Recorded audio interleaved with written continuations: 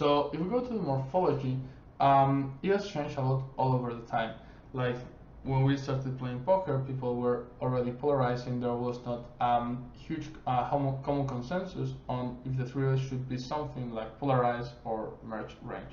If you go to Pio Solver, this could be. Let me, yeah. Okay, this could be something like this is called 3-bet, but this is a really merge range, and it's basically it's going to be more like a limit hold'em range. But during really big time, the ranges were something like this.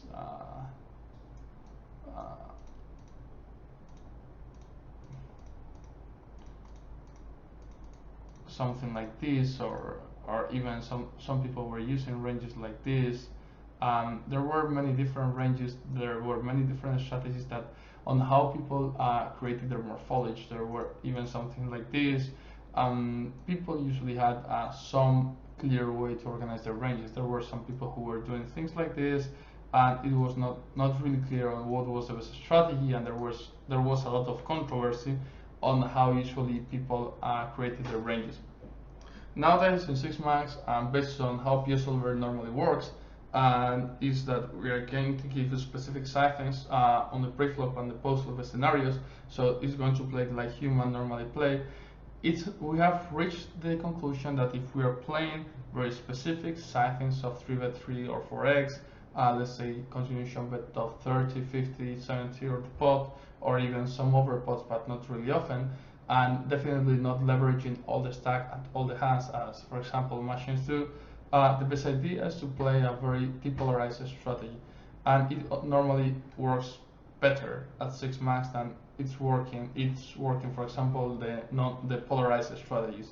Nowadays, most high stakes players are using just Poker Snowy or Pio Solver strategies, so I recommend following them as I do.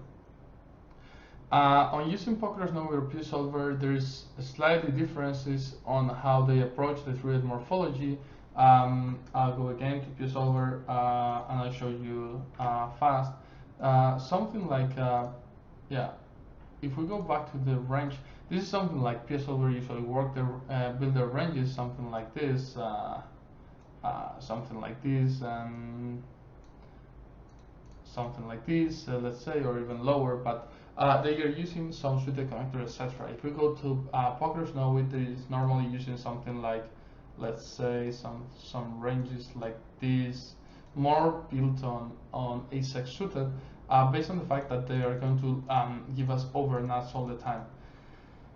I remember that when I started with Poker Snowy, I used always the Poker Snowy style with many ace-X suited, and you usually hit many flash over flashes. So basically, it's designed to win a lot of pots, the big pots, and it's a good strategy. But however, when you are playing the single raise pots, it's going to be problematic because you have all your stronger hands at many spots. They are never in your range. So if your opponent is aware of this, he can make you strong. He can hit you really strong, and there is no way that you can avoid this. So what I normally recommend is using Pio Solver strategies that we are uploading them in this course. We are recommending to use them. We are aware that you need a lot of gigabytes of RAM to run these simulations, so we did it for you, and we ran a couple of ranges. And I think that most ranges, the goal of your morphology is not to make really accurate on what are your hands. It's just trying to make some kind of war coverage and some strategies that you can execute. Like you are not going to be using extremely mixed strategies, and let's say we have to do queen 9 suited this amount of time, or I have to do only clubs and diamonds and things like this.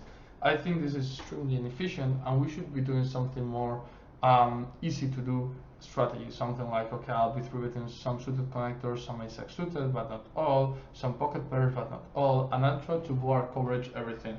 So basically my opponents cannot exploit me, but my strategy is enough easy to execute. I still recommend to use a very depolarized strategy all the time. The only times that we are going to be using polarized strategies are two main situations.